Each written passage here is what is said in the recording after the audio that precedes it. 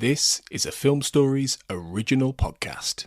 You know, what I think about a lot is the Abigail Folger seeing, Susan Atkins walking around the house and just waving to her, and she waved back because it was the 60s and you could easily find somebody wandering around your house barefoot and long-haired and you'd wave at them. It is like something out of a horror movie. I mean, that's one of the reasons why it's lasted, I think. This is Writers on Film, the only podcast dedicated to books on cinema.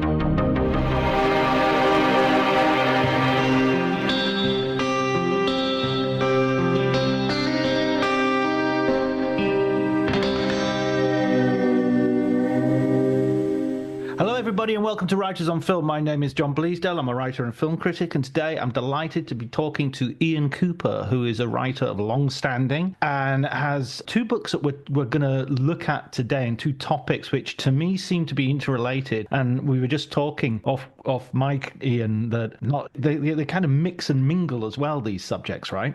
Sure, yeah. First of all, though, Ian, I really want to talk about how you got into writing. What was your entry into writing about film? I was teaching film in London quite a long time, and I'd written various bits of things for film guides and things like that. And I got married to a German, and she said she had a good job offer in Germany and I could move here and write full time, which I hadn't really thought about. I mean, I kind of thought, yeah, it'd be good to write screenplays or books or whatever. And so I started when we moved here, and I wrote quite a lot of stuff quite quickly because I didn't have a job. I could kind of just sit here.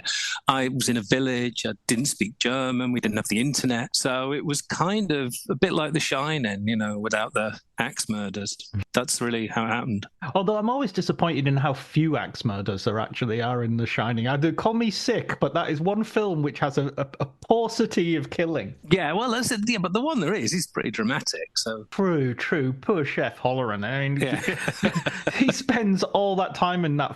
How long is it to fly from Miami to Denver and then through the snow and and then just gets killed straight away? I mean, he's basically shipped in as the only victim, basically. Well, they've got to kill somebody, and they can't kill Wendy or Danny. So I guess I think let's go with Charles Manson first, because this is a perennial topic. This is something that has been that every few years, and in your book on Manson in television and in film, what surprised? Well, it didn't really surprise me, but almost instantly it's creating its own sort of fictional avatars and versions. It's almost like within weeks this is happening. Yeah. Well, the first Manson movie, John Waters' Multiple Maniacs, he started shooting that before they'd caught the family. The day before he finished shooting, they made the arrests. So he put this famous headline, "Weirdos Arrested in Tape Murder." In Multiple Maniacs, one of the characters is tormented by his partner that he killed the most beautiful girl in Hollywood. So it's like, even before there was a Manson family in the media, there was the Tate murders in film, I mean, it's incredible, really, yeah. I mean, exploitation movies have always been really good at exploited. But I think with the Manson murders, I think especially if you compare them to something like the Moors murders in Britain, which were these kind of incredibly depressing, in the north of England, murders of children. The Manson murders had it all, it's like they've got, acid and naked hippie chicks and violence and Hollywood. And Manson was this great villain. So it's kind of perfect for exploitation filmmakers. It's got everything, really.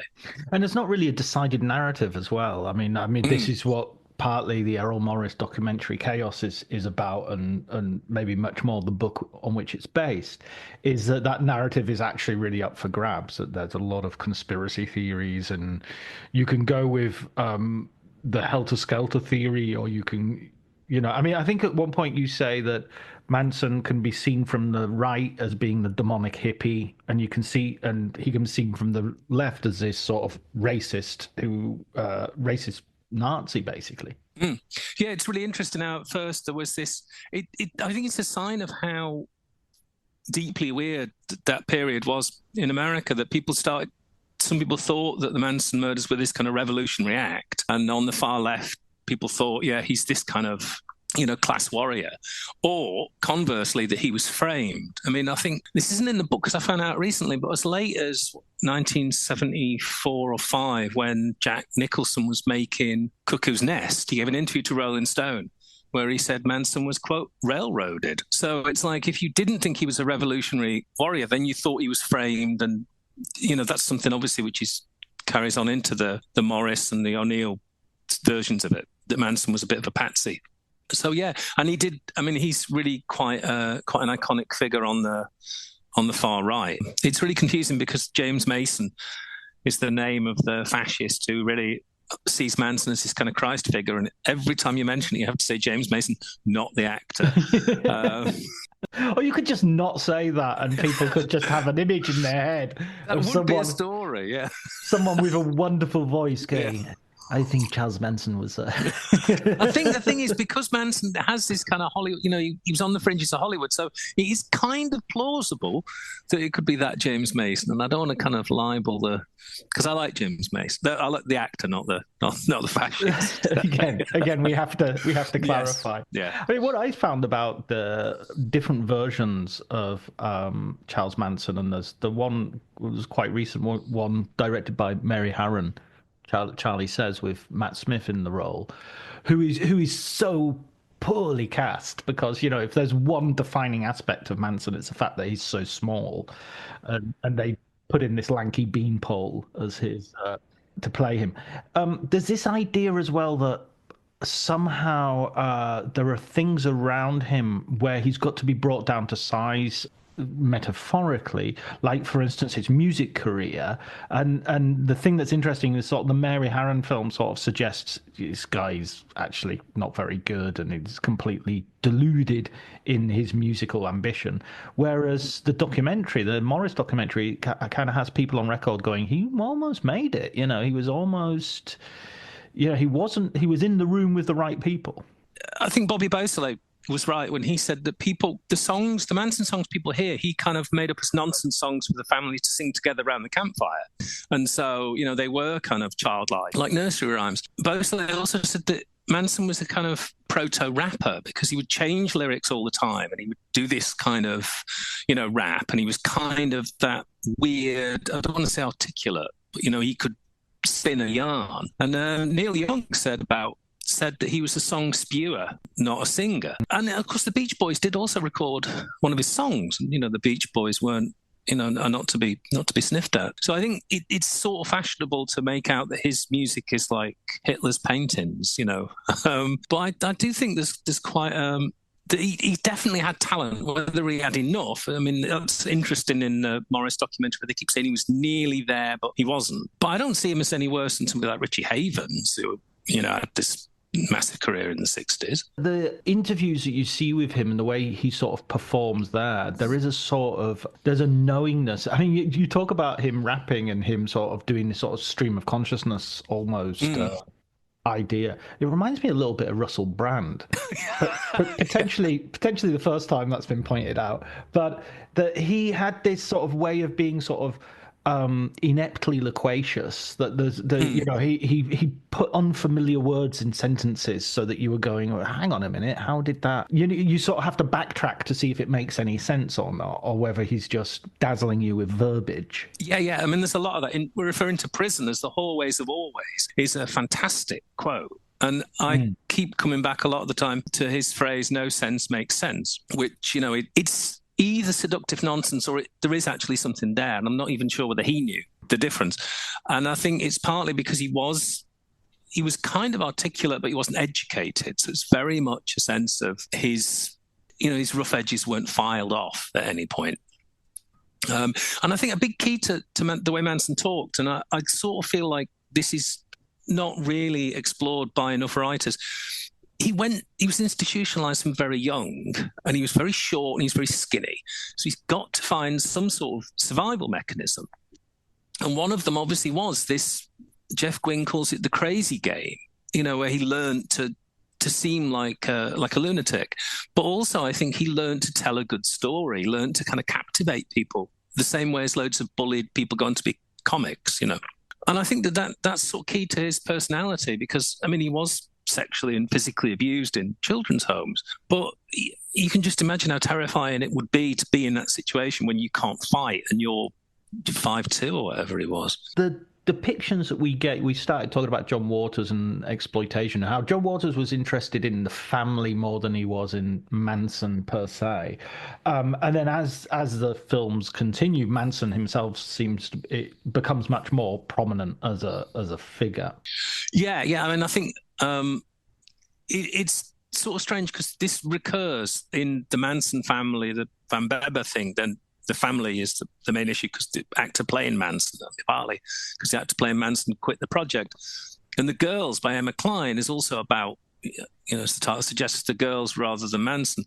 But I think there came a point, and particularly when you see the TV movie Helter Skelter, where Manson is the focus, it's all about him. And it's really like you have these two schools of thought, which is one, who's the most interesting? Is it Manson the guru, or is it Manson the con man? Is it the girls who are sort of these brain dead slaves, or are they, the early equivalent of what we now call lone wolf terrorists? People with a cause, however misguided. I think it's weird. The documentary Manson is very, very good for that because obviously Manson at that point was in jail. So this was made in the 70s, right? In 73, yeah. Right. 73 it came out. It was recorded in the early 70s. And you have, you've still got the family, but it's missing, Tex and Charlie and stuff, the ones who are in prison. And it's quite weird how they come over then like some kind of group with a very disturbing sort of weird ideology, why the murders, why abortion, why birth? They've got an answer for everything and they're there with their guns and their snakes. But it definitely makes one think a bit more about the idea of them as just being these kind of acid-fried killers, or brain-dead slaves. This idea of brainwashing as well. I mean, I've read several articles which contest the whole, credibility of there being such a thing as brainwashing. Yeah. It's kind of one of those things that we say as if it's a thing, but it's actually very difficult to prove that someone has been brainwashed, rather than they're just doing stuff that you don't like, maybe under the suggestion or influence of someone else, but by no means they're doing it willfully, I was, and then when we go into the later 70s, you're really interesting in terms of how films like the Wes Craven film Last House on the Left, yes, and then Texas Chainsaw Massacre, sort of both are influenced by Manson, but sort of flip the narratives in some way. Yeah. I think it's really weird how you've got this. You either have hippie killers or hippie victims, by that time. And I think it's weird because Wes Craven himself referred to the Texas Chainsaw Massacre as Mansonite, and it seems weird when you're watching it, but. I mean, people have pointed out that the opening with this is the most disturbing crimes in American history. People watching it certainly then would have assumed that they were talking about the Manson murders. And so it's really weird. You have this. I mean, in Last House on the Left, the victims are trying to buy grass. They're sort of squares who are trying to be groovy. And yet Krug, he's very much his ex-con. The songs which were written by David Hess and performed sound very like Manson's songs. These kind of bucolic, the contrast with the violence. It's like it sort of bled into, I mean, I guess like Vietnam or, it sort of bled into so many of the horror films of that period, even the ones that weren't explicitly, to do with cults or mass murders or something. It's funny how from your description, I was sort of thinking, oh yeah, I get it. Texas Chainsaw Massacre, the family that they find would be the Trump voters. They would be, you say it's Make America Great Again against the woke teenagers who have turned up. It is like that, yeah. It's like they talk a lot in about the old ways, in the old ways of killing the old, and they are this kind of throwback to this, mythic America. These people turn up in their sort of Scooby-Doo style van, and it's a strange. You've got that thing as well in that, which you have in the Manson murders, this idea of city and country.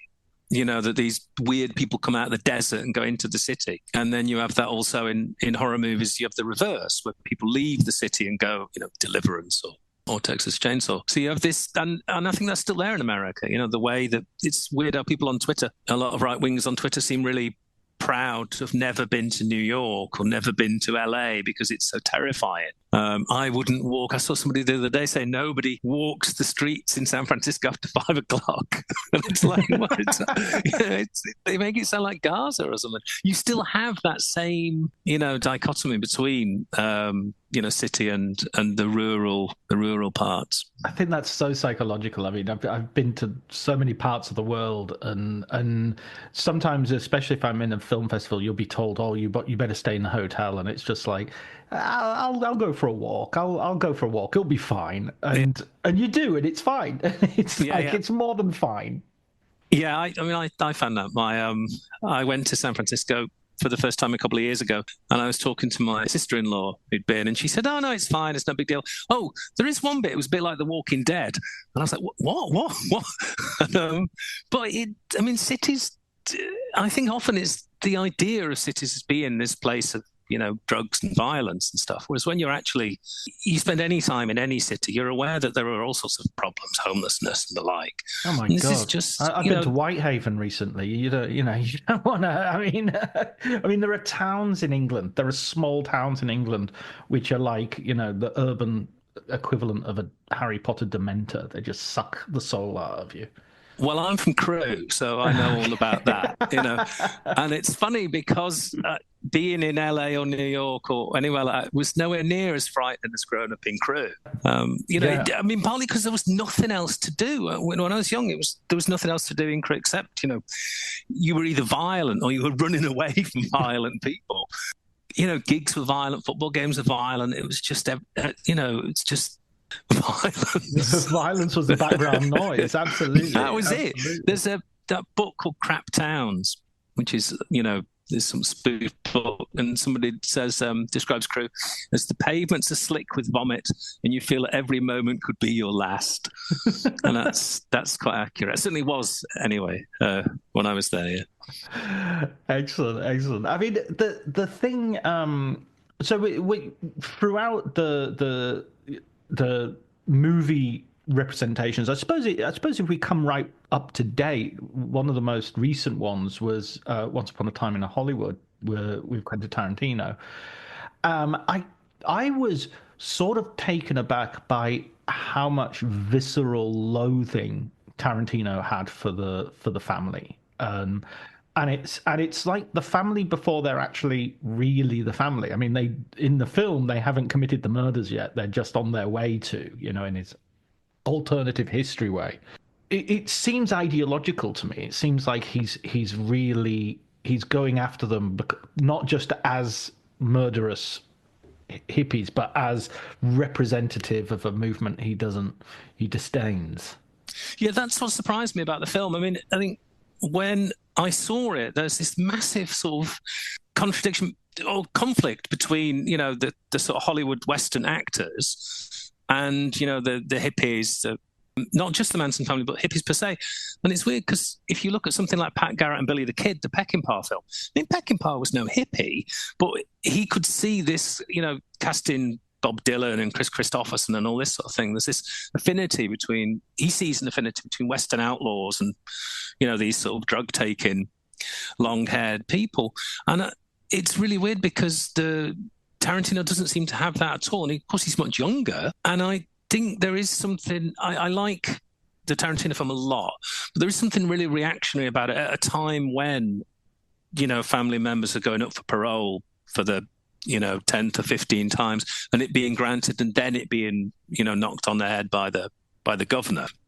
I get it. I get the kind of revenge fantasy thing, but it's like, I think it's an attack. It feels very much like Tarantino is angry at the 60s. But do you? I kind of want to say, I mean, I'm just thinking specifically about that final, and apologies everybody, spoilers for Once Upon a Time in Hollywood if you haven't seen it. But the fight, and I agree with you. I very much rate the film, but I very much rate. I can really like films and disagree with them, and both thoughts can coexist. Yeah. But I thought there was something almost Elizabethan in the way it was reenacting the murders on the murderers. It was like, we're gonna hang, draw, and quarter you because that's what you are trying to do.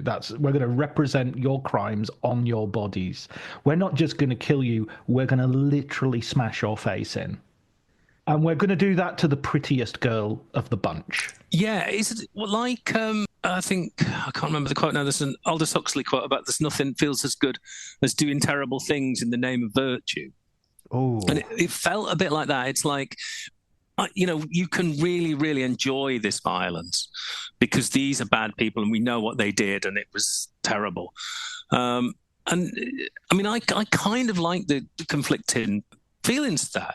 It's an interesting film in a lot of ways, but it's like, it was basically, it felt a bit like Death Wish, but much, much better written and directed. That sort of thing where you want, in Death Wish, you kind of enjoy these people being shot in the back for just pulling out a knife, and then you don't feel good about it after. By Death Wish 2 and Death Wish 3 and Death Wish 4, you really wish you really don't feel good. You wish you'd allowed the stabbing to take place. Yes. Well, let's talk a little bit about the most recent, which is the Netflix documentary Chaos. I think we've both read the book on which this is based. I forget the name of the writer, escapes me, even though he's a participant in the Tom O'Neill. Tom O'Neill, that's right. Now, what was your take on the book? The book, it's a strange book because it's got so much in there. It's like he dug up so much stuff and he thought, I'm going to lay it all down. And some of it wasn't. I didn't think it was new. The stuff about Bugliosi, for example, that he was having illegitimate kids with a cocktail waitress or whatever. I mean, I don't think that really proves anything other than he was a lousy husband. But the idea that he came up with Helter Skelter because obviously then the murders are much scarier, this bizarre belief system, killing total strangers and all this, that he kind of ignored evidence that flew in the face of that, I thought was really interesting. And that he tried to blacken O'Neill's name, allegedly. That was fascinating. But what I liked the most was the thing about how Manson was much more embedded in the LA scene than is widely thought, and especially the story, which, if it's true, it's really strange. Terry Melcher turning up at the ranch on acid after the murders and begging forgiveness from Manson. That was all really interesting. The MK Ultra stuff, I know that there's quite a lot of really, really strange things going on in Haight-Ashbury at that time. And it would be weird if the CIA or whoever didn't have an interest in what's basically this kind of insurrection in the middle of an American city. But there's also, it seems like all conspiracy theories, to sort of try and make sense of something which can't really be explained. And I think that was a problem. Or which can be explained with far more boring but more credible ideas. Like, for instance, in the film, they talk about this particular doctor who has been conducting experiments, and he's been brainwashing people, and it's kind of one of those. They use a Manchurian Candidate as an example of like, yeah, look, it happened in. But wait a second, Manchurian Candidate is a film. It's not a documented fact that this happened, and it's a film about It's sort of like using Invasion of the Body Snatchers as evidence that people have become pod people. And there's one point at which he says, the author says, why would he said that he had succeeded? Why would he say he'd succeeded if he hadn't? And why would the CIA pay him this substantial sums of money for?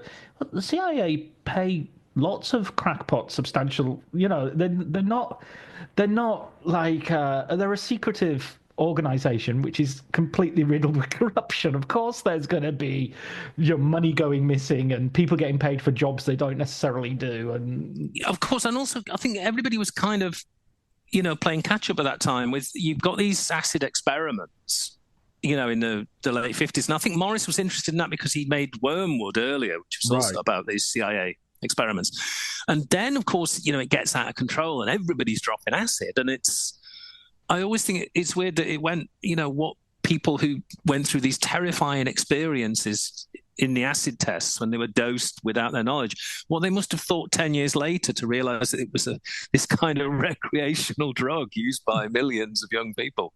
And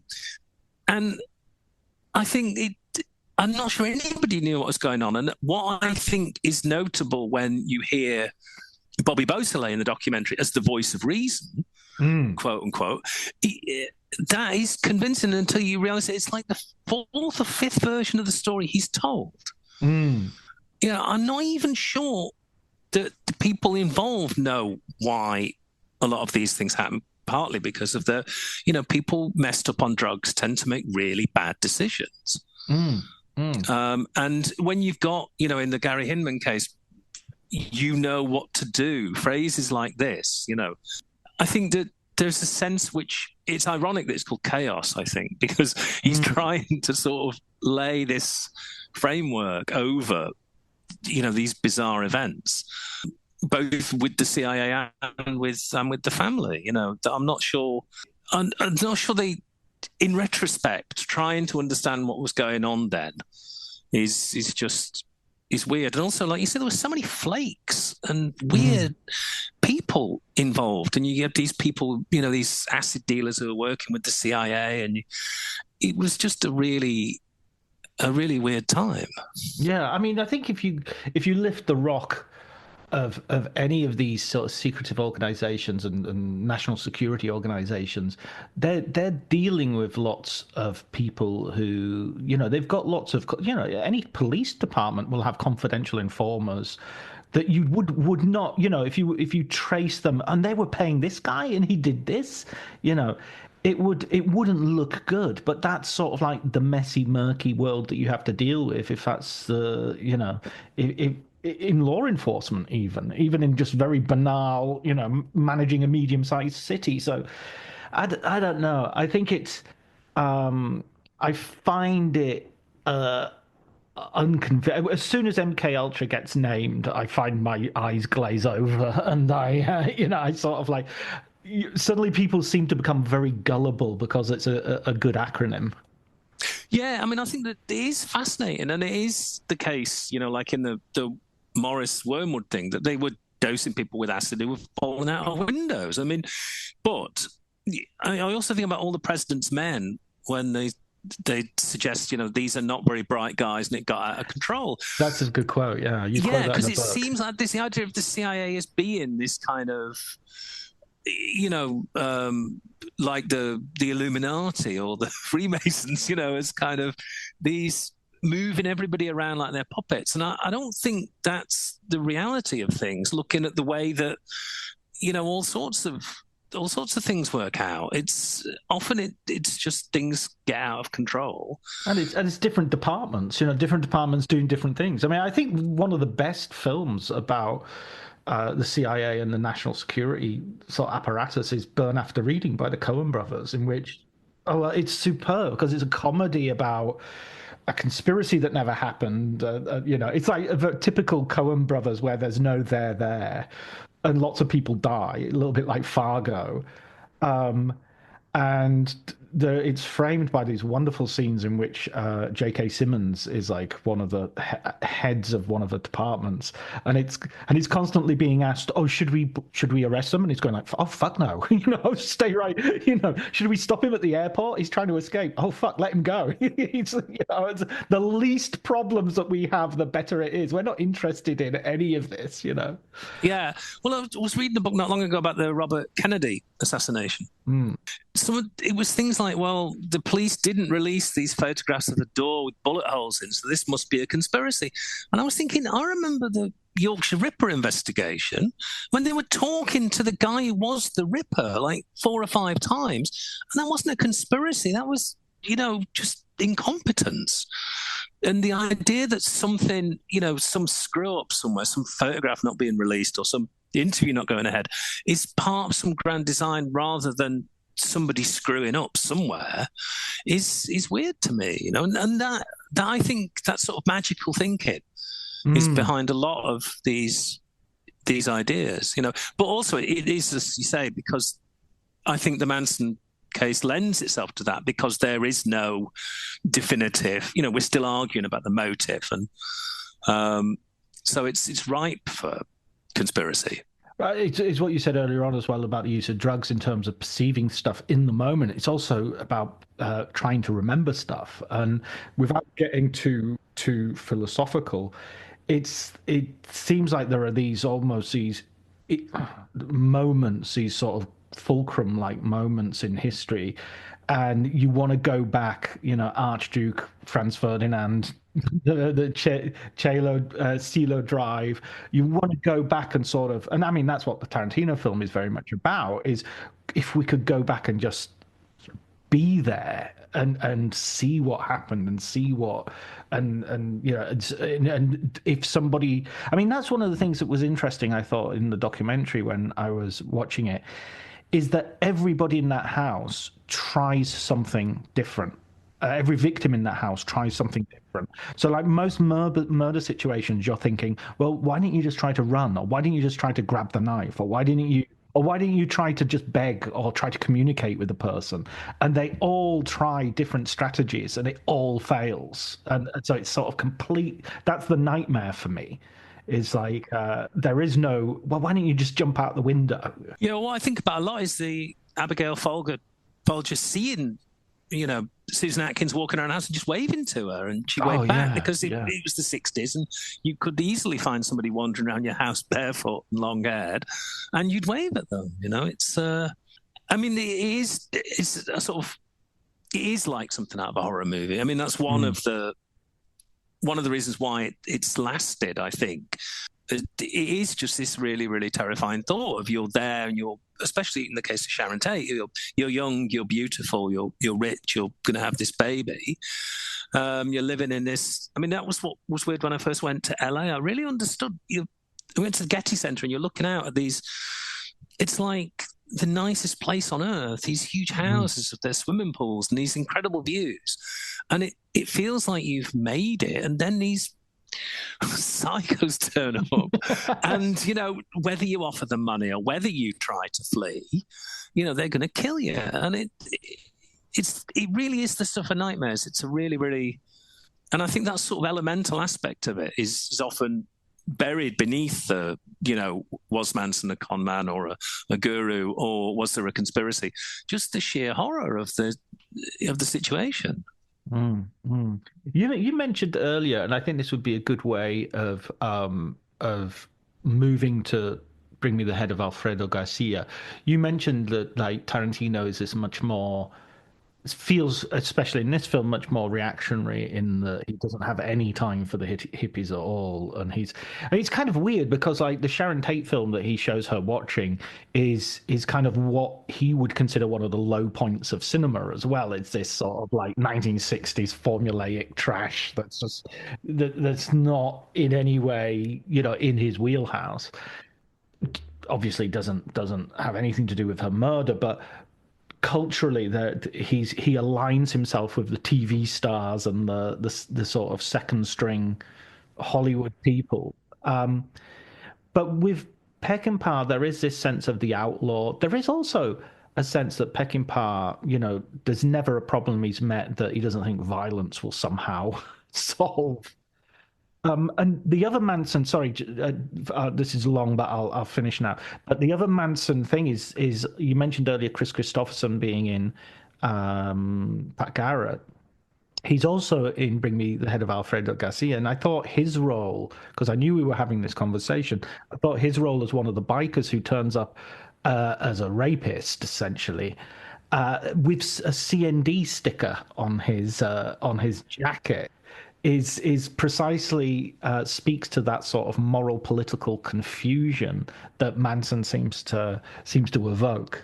Yes, and it reminded me as well of in Dirty Harry, Scorpio with his peace sign belt buckle. This sort of hideous racist hippie with his peace sign belt buckle. There seems to be quite a lot of that. These kind of, and he's sort of yin and yang, as well. Christopherson on the back of his jacket. Yeah, I mean, I think I described in the book as Manson-ish. I was quite shocked when I saw the film. I watched it before I wrote the book. I rewatched it and I thought, God, he really does look a bit like Charlie. I think Peckinpah. I think. As far as his attitude to things, I think Pauline Kael, who I have mixed feelings about generally, but she knew him quite well, and she said he just wasn't a reasonable person. Right. People look at him as this icon of artistic integrity, and I do to a degree. I mean, I get quite sort of angry when people say, "Oh, he was a drunk or he was really difficult," because but he made great films, and he did have issues, but I think that he just wasn't a reasonable person. And I commented on that in a thread on Facebook, and somebody said, I wouldn't take Pauline Kael's word for it. And Monty Hellman came in the thread, the director, and said, actually, I knew Sam well, and Kael was completely right. He wasn't a reasonable person. And I think that's it. It's easy. Monty Hellman has entered the chat. It was like that, really. I was trying not to show that I was like really, really, it's one thing. It was like that bit in Annie Hall, when Marshall McLuhan does it. Here's Monty turning up to save me. But I think that's it. I had this romantic view of, the Orson Welles and Peckinpah and these people, but often they don't help the situation. And I think it was Kael also, so he wanted to humiliate people when studio executives. He wasn't interested in winning. He was interested in, humiliating somebody else. And, I think he was a really difficult person. Yeah, I think there's something to do. There's a like conflict which can be creative, and it can even be motivated by sort of high values. I've got an artistic vision. I will fight everybody until I get what I want. But there is that, and then there is also you just have a shitty personality. you just don't get on with people. You're a bully. You don't like people. I mean, you're doing these arguments in spite of the work rather than because of the work. Yeah, and I think also that Peckinpah's a pretty good case study in terms of just how bad substance abuse can be for an artist, because there's a collection of Peckinpah interviews, which is a great book. But in the early 60s, he's very kind of, moderate in his views, and he talks very supportively about the people he's worked with, and even people he had problems with. He's very, that doesn't come over in the interviews. By the early 70s, he's really playing the role of Sam Peckinpah. He's very confrontational. He's very funny, which, I think that is often lost because there's not a lot of humor in the films. But he's just so bitter. And maybe, obviously, who wouldn't be with you're having projects recut just so MGM can recoup funds they've pissed away on a hotel. But I think also the alcohol and later on the drugs really took their toll on him, I think. I think it's one of the things you mentioned in the book that really struck me was how sensitive, how much he liked Tennessee Williams, and that's sort of something that you're going, hang on a minute, wait a second, Sam Peckinpah. Are we talking about the same Sam Peckinpah here? Yeah, and I think that's there. I think it's really weird. There's a Barry Norman interview that turns up on YouTube where I think he's promoting Pat Garrett, and he's like a college professor. He's so soft-spoken and so thoughtful, and you sort of see that there's when he was sober, and when things were going his way, as obviously in the wake of the Wild Bunch, he's riding high. But then it didn't always work out, and I think. It's the way that some people deal with disappointment. And he didn't have, this sounds like a euphemism, but he didn't have the best, the most healthy coping mechanism. No. So and I think that Alfredo Garcia is partly about that. It's a film about rage. Well, let's talk about that, because this is a film that I think, I've said this so many times on this podcast, actually. I think I saw this first on Moviedrome. Warren Oates of course, was in The Wild Bunch, and he's not really a lead actor, but he has a role in Badlands. He's part of the ensemble in Wild Bunch. But then Monty Hellman, he was in Cockfighter as well, which is a very unseen, underrated film. But here he's sort of like a romantic lead, albeit a lead who, after a love scene, gets out and starts cracking lice from his pubes between his thumbnails. Which you talk about talk about not much humor, but I found that very funny. I just find that weird. It's really like, it's quite off-putting film in a lot of ways, and it's really like, on some level, it's like, well, violence won't put people off, but this guy dousing his crotch in tequila, which I don't think is actually, I'm not sure that would work. We don't get anything else from the pubic lice the rest of the film, so maybe it does, I don't know. He's very weirdly cast, and because he was a great supporting actor. I mean, he steals Tulane Blacktop, I think. But, loads of people have said this, and watching it again quite recently, I thought he's so much like Peckinpah. The story is that Peckinpah didn't realise that Oates was playing him, which I'm not entirely convinced by. They were Sam's sunglasses he was wearing. Right. And I love that he wears the sunglasses in bed, but when he's driving in the bright sun, he doesn't wear them. And it's like, Oates obviously it's an old story with directors, they cast a surrogate, but it's really, really hard in the film when you see Oates, being this kind of loser who's laughed at by all these rich suits, to not see that as how Peckinpah saw his career. And he's a piano player, he's an artist, and his girlfriend is a singer and a guitarist, and so there's a sense of they're the artists against the world. Yes, bartender, as they refer to him, so they don't even call him a pianist. They refer to him as bartender. And he is, and, it is the classic, the loser's revenge, the worm turns. What I'm really not sure is how, if we're supposed to see it as, that he does achieve this kind of glorious revenge, because, of course, he dies. It's like, it doesn't seem to be a film that celebrates him fighting back. But then on the other hand, it does feel good when he just starts killing everybody, because these are really unsympathetic people. Yeah, well, but they are so unsympathetic. The ghastly people in the hotel suite and El Jefe and stuff. There's a weird bit where he says he could have died in Tijuana and never known what it was all about.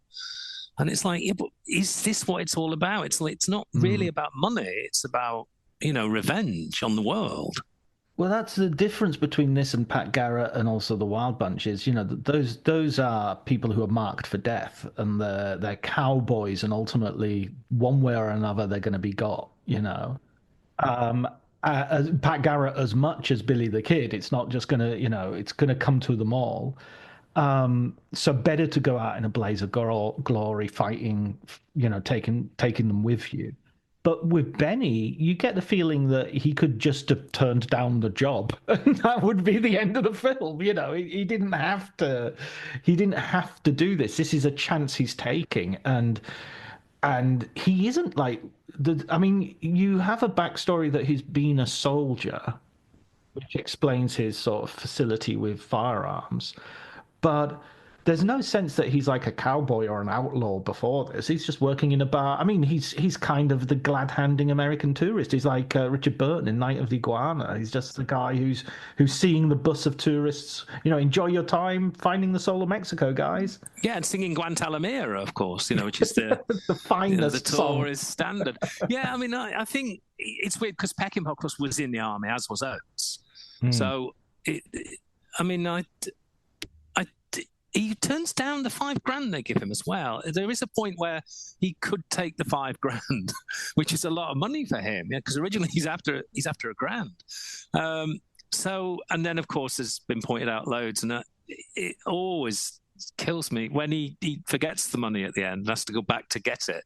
When he leaves El Jefe's, he takes the head, come on Al, we're going home, and then leaves the money. He has to go back for it. So it's, it really isn't about money. Yeah, absolutely. I mean, and Peckinpah, you mentioned this in the book as well, that Peckinpah saw this as sort of wanted to sell this as a love story, which shows probably how much booze was addling his brain at this point. Yeah. Because Yeah, go on. well, just that there was this love story. There's this love story between him and the woman that he sort of feels betrayed by because of her relationship with Alfredo Garcia. And a lot of the violence is motivated. You've got that almost rape scene. I mean, this is many people's problems with Peckinpah. I think much more than the violence. It is this sort of ambiguous relationship to women who, well, ambiguous. I'm not sure if ambiguous is the word. It's just straightforwardly misogynistic. Yeah. I mean, I think a lot of people tie themselves in knots trying to defend Peckinpah's misogyny, but I think Paul Schrader was more accurate when he said that he learned from Peckinpah that you should just, reach into yourself and put it on screen. Yeah. And I think there is something really ugly about the way.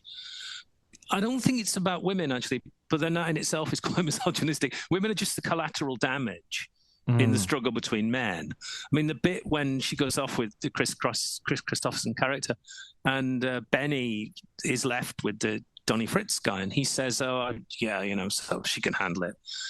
It's like men bond with men, even when, the woman they're with is off being sexually abused. And I think that's there in Straw Dogs too, that it's like, men get at each other through violence against women. And women are, this collateral damage of these male struggles. And that's pretty dodgy in itself. Yeah. I mean, he's being cooked essentially. And I think he seems fascinated with betrayal of all sorts, Peckinpah.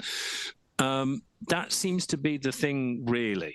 And women are just, another way in which you can be betrayed. Sometimes it seems almost pathological, especially in The Getaway, when where this guy has to watch his. I mean, he's literally cuckolded in that. With the Al Latieri character. That just seems like he's, Peckinpah really vomiting up all this sort of hate and fear he's got. And I think that's what makes it interesting. And I'm not sure there's much point in trying to say, oh no, what he really meant was, because there is something pretty ugly about the way women are treated in his films. Yeah, I mean, he just wants. From what I can see, the repetition is women are sexually available to me, and that means they're going to be sexually available to everybody. And that's the thing I fear the most. The thing I fear the most is my lover is going to want to have a non-exclusive relationship. And even though that might be something that's okay for me to have, my romanticized view of a woman should be that she loves me and loves me alone. And so you have this uncomfortable feeling where the rape becomes a love scene, where she sort of feels sorry for Chris Christopherson and they start to get it on. And I mean, the 1970s, this idea was kind of rife that there were rape fantasies. It pops up, of course. It's Straw Dogs and all these ambivalent and then not ambivalent rape scenes. Even Diane Keaton in Looking for Mr. Goodbar, there's this sort of where does sexual promiscuity in a woman lead? Where will it go in a misogynistic society? I think it's this really reactionary. I mean, it's part and parcel of the view of the sexual revolution, I think. Right. Once women cast off marriage and family, who knows what's going to happen? Where will it end? In rape and death. They're eating dogs. They're eating cats. What is weird, what I think about a lot in Straw Dogs is when people write about it as a rape revenge film, the Dustin Hoffman character never finds out that his wife has been in, I was going to say rape stroke seduction scenes, but the minute you start using phrases like that, you realize just how dodgy, the films are, that there is this deliberate, confusion. So it's like we see it. We see the Amy and the villagers, but he never finds out. And of course, that's not in the book. The source novel. The guy who wrote the source novel, The Siege of Trench's Farm, described Peckinpah as a sick individual, presumably because of that rape scene.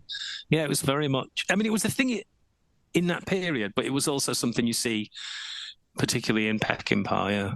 I remember listening to Susan George on the radio once being interviewed about that rape scene and saying it took like 4 or 5 days for them to film, and that's one of the things that knowing how films are made, there are so many moments where somebody can go, are we sure we want to do this? Are you sure you want to put the camera there? Are you sure you want to have this last quite so long? There are so many moments where you could sort of decide to do something else. Yeah.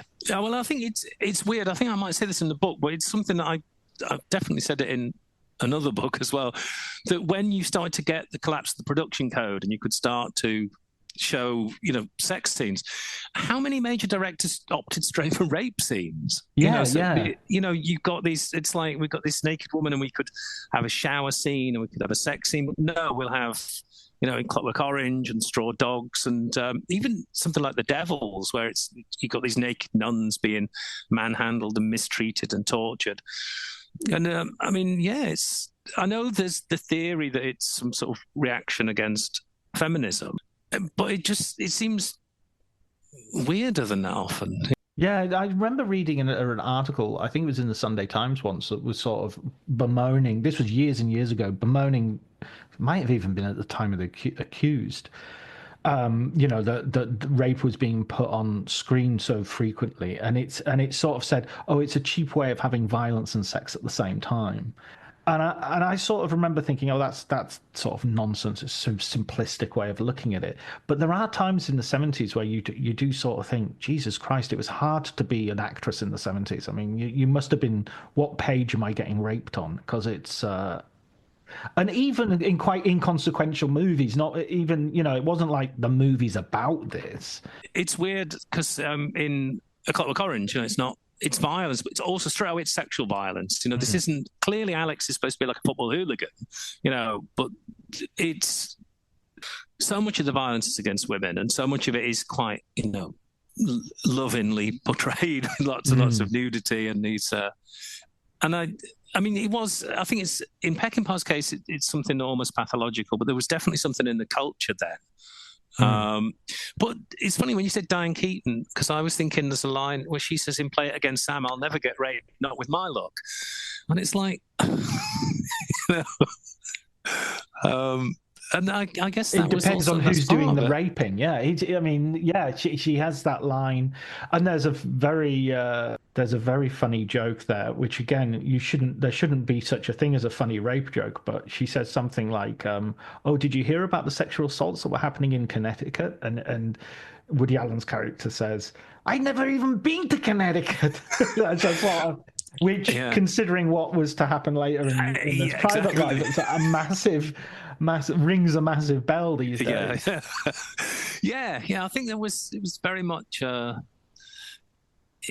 It's just interesting that. I mean, I've always thought it's fascinating when the production code collapsed. Violence was the go-to for so many directors rather than sex. But then I guess European filmmakers have been, using graphic sex for quite a while. Oh, I think there is also a sense that I think even today I've seen films very, very recently where the idea of there's this, the most graphic depiction of rape ever sort of. I mean, obviously we've had Gaspar Noé's Irreversible, but even more recently there's been several films the names of which, one called Jupiter's Moon or something like that. It's just vile, sort of in your face, absolutely. I'm not sure if Irreversible is necessarily vile, but the actual scenes themselves are vile. And it's almost like, why are these men always proving their bona fides by showing how much they can brutalize women on screen? It just there feels to be I mean, maybe I'm being unfair, but that almost feels like the subtext. Why is extreme cinema extreme in this way, and not some other? Irreversible's interesting because he does seem to be saying, he's sort of defying you to keep watching. Yeah. And I don't think that's the case in something like Clockwork Orange. I think, the sort of aesthetics of the film, you're impressed with the filmmaking. It does seem to be, I think, in irreversibly, it's almost like he's saying, especially in the opening scene, more than the rape scene even, how much of this can you take? Yeah. It's a much more effective film than Funny Games, I think, in that sense, because it says, how much of this can you take and why are you watching it? Because it's so, and there's the fact that it's like static camera. So you can't even say, as you can in the Singing in the Rain bit in Clockwork Orange, but it's so beautifully filmed. But yeah, I still think it's not going to go away, is it? The sort of brutality of. No, I mean, as long as it exists in the world, it's part of the world, and it should be. It should be there. And I'm not even saying it should be proportionate, because drama is always fed off violence and conflict, so it's always going to be disproportionate to what it is in life. It's like the day-to-day scene with the swimming pool attendant saying nobody drowned. Listing the years. 1977, nobody drowned. 1978, nobody drowned. 1979, somebody drowned. That's where we put the movie. That's where we shoot the movie. Now, your original reaction to Alfredo Garcia was, I think, probably similar to mine, where you thought it was a bit of a hodgepodge and you weren't quite sure. But now, where do you stand on it? What's your? I think it's brilliant. I think it's a endlessly fascinating film. I read a quote which I would have put in the book, but I only read it recently. Francis Bacon, the painter, as opposed to the scientist, said he believed in deeply ordered chaos. And that's Alfredo Garcia, I think. It's a kind of mess. And, that some of the editing is really weird. It feels like it's been, edited for TV in places. It's choppy and... But... Well, I was wondering about the cut I was watching, because I watched a cut off the internet database, the sort of free thing, and it's just under 2 hours. And I was thinking, am I watching a sort of cut version? Because it doesn't seem as violent as usual, and... there's not much slow motion. I mean, there's literally like 4 or 5 shots of slow motion in the whole thing. A car going through a puddle, which is really underwhelming. That seems deliberate. That is just as self-destructive as Peckinpah's cocaine habit, I think. This casual use, it's like a car going through it. It's like, you want slow motion? Here's slow motion. Yeah. I don't think it's that bit at the beginning where they break. Apparently, it's supposed to be her wrist, although it always seems like her arm. The pregnant. That goes. I find that really, really hard to watch. Actually, right. It's a really, that is a really shocking moment of violence. But I think it's sort of chaotic, and it feels sort of slipshod in places, and the narrative is really weird, because the first hour it's fairly slow moving, and then in the last 20 minutes you get so many people getting shot, but it's not as good a film obviously as The Wild Bunch, which is a great movie, but there's just something about it's like you really are. People use this phrase "heart of darkness" a lot about, this is a voyage into the heart of darkness. But it really does feel like that. And it feels like you're looking at, Sam said it was the only pure Peckinpah. And it really feels like that. It feels like right down to the quite strange view of women. It's like, this is me for good or ill. And there's confusion and contradiction, and the strange kind of, it feels really artless in places, but in other places, like when the bounty hunters first show the picture of Alfredo to Benny, and you hear the sound of a car crash in the street outside, and it's like, wow, it's one of these little moments. Yeah, I really like it a lot. Yeah, I mean, I love the way in the book you talk about sort of the mismatch of the lighting in some of the scenes, and yet at that same time that might be just Benny's drunk, and so like he blacks out a bit, and day turns up without him expecting it to. And it is really weird. I watched it again, thinking, was I a bit harsh on the lighting? But no, it's getting truly dark. awful. Then it's really light, yeah. And also it's like some of the shots are so strange because it's they're shooting into the trees, so it looks much darker than it is. And so you've got this sense of disorientation anyway. And I really don't know, how much of this was deliberate. But I love it. I think it's got a lot of power. I can see exactly, partly because I didn't like it when I first saw it, but I can see why it turned up in these 50 worst movies of all time, these kind of books, because superficially, it's not great, but I think it's really a really incredible film. Yeah, and I love Warren Oates in it. I love him talking to the flies and the head, and trying to order an omelette while the head is stinking up the car and stuff like that. It's just the fact that he's ordering an omelette as well is really, really, grotesque. I like it when the kid says what's in the bag, and he doesn't say dead cat, he says cat. Dead cat. He's got these great lines, and that's it. There's a sort of poetry to loads of the dialogue. It's really, really kind of beautifully written, but you have to pay attention because otherwise it just sounds like B-movie dialogue. Yeah, don't you watch me with your goddamn eyes? That's weird. That's a really strange line. Yeah. And why? Because it feels so damn good. That shouldn't work. That obviously, in loads and loads of movies where somebody's shooting somebody, we know they're doing it because it feels good. But to actually have the character say it, that's fantastic. Yeah, and it's. I don't know. I like the fact it doesn't hang around. I think I prefer it to Pat Garrett and Billy the Kid because I find Pat Garrett and Billy the Kid more of a poem than a film. It's sort of like a series of murders looking for a story. It's constantly about somebody going. It's like Beckett in a way. It's constantly about someone going, I think I'll leave, and then not leaving. Yeah. It just feels really like a stoner movie. It's really funny because when you watch things like Slacker and stuff, and these films that have this kind of dope vibe, and Pat Garrett always feels like it just.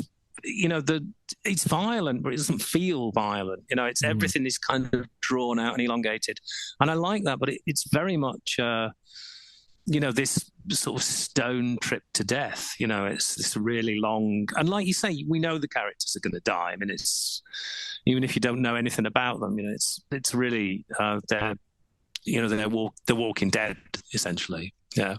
I rewatched as well Missouri Breaks recently, not having watched it for a long time. So I think I was a kid when I watched it originally. And I feel that's an absolutely unrated masterpiece. I think that's a film that really deserves a reevaluation, including Marlon Brando's just phenomenal. I think it's one of his best performances. Yeah. It's a great film. That's another one that I saw when I was a kid, and I just thought, what? Is it supposed to be a comedy? Is it supposed to be a Western? He's dressed as a woman. Yeah, he's singing the love songs to his horse. I just thought it was terrible. And then I watched it 20 years ago or something. And I thought, it's actually fantastic. Yeah, it's great. It's got a really, another very druggy kind of vibe. And I know that Jack years later said to somebody, it's a wonder I survived that shoot. It was so excessive, apparently. But it feels like that bleeds into the film. It's a film of such, and it's really violent. It's got this really playful tone, but then it's really violent in places. And I think it's loads of those late westerns, I think, are still underrated. Partly because the western was, on its last legs, and partly because they just seemed really strange to people who liked westerns. They're not action movies, and they're tonally all over the place. And I think that but there's some really great films there. Yeah, absolutely. And it was really amazing rewatching Alfredo Garcia, because it brought to mind also, you mentioned the grifters earlier, Jim Thompson. It felt like, somehow there's a movie a bit like The Truman Show is the best Philip K. Dick movie, which isn't obviously based on a Philip K. Dick, but it's a best movie of an author without being based on their work. It felt that was the best Jim Thompson movie without being based on Jim Thompson's novel. It's funny you said, because I was talking to somebody, I was arguing online, and I said I like The Getaway. Monty Hellman. Yeah, sadly not this time. No. Well, The Getaway I love, but it misses the great ending of Thompson's book. Absolutely, the cannibalism. Yeah, and somebody said, yeah, but Alfredo Garcia takes place in Thompson's world. It's like he missed it out of The Getaway and then immerses us, in Thompson's world for a later film. And I thought, yeah, that's true, actually. That it's, what we miss in The Getaway, we have in spades in Alfredo Garcia. Yeah, it feels like that's, it's, I think, in the David Weddell biography, the chapter with about the film is called Into the Abyss. And it feels like that. It's like, right, well, we're going into the abyss this time. It is very, very Jim Thompson, yeah. Wonderful. Well, listen, Ian, a last question. I'd like to ask you for a recommended film book. Recently, I read Pictures from a Revolution by Mark Harris, which I bought in a remaindered shop and thought there's nothing I need to know about Bonnie and Clyde and stuff like this. I got this hardback for about 99 cents. And I thought it was great. I loved it. The stuff about Dr. Dolittle in there. Do you know the book? Yeah. We've had Mark on the podcast as well. Oh, right. Okay. Well, I just thought, I'll skip all the stuff about, maybe read about it in the heat of the night, but I'll skip the stuff about Dr. Dolittle. I found the book to be fantastic. Really, really good. It felt really like I learned a lot about films that I thought I knew a lot about. And it even sold me on Dr. Dolittle. It really did. You can think of like Aguirre, Wrath of God, and stuff like that as being crazy productions, but Dr. Dolittle being a crazy production. Yeah. And I was also I haven't read it actually, but The Studio by John Gregory Dunn, because in that he talks about. And I was reading that when they were making Planet of the Apes, somebody in the studio said, "Oh, one of the operations they do in that's not how you do that operation." And somebody in the screening room said, "Maybe that's how apes do the operation." And it's like, that's Hollywood thinking in a nutshell. Exactly. I saw a brilliant social media post with the picture from the end of Planet of the Apes, and they said, what's not explained in the movie is how they got the Statue of Liberty and transported it to the Planet of the Apes. You get a lot of them. There was a really good one about Titanic, where somebody said there's a glitch in Titanic because somebody says, as I walk through the valley of the shadow of death, and that's from Coolio's Gangster's Paradise, which wasn't released until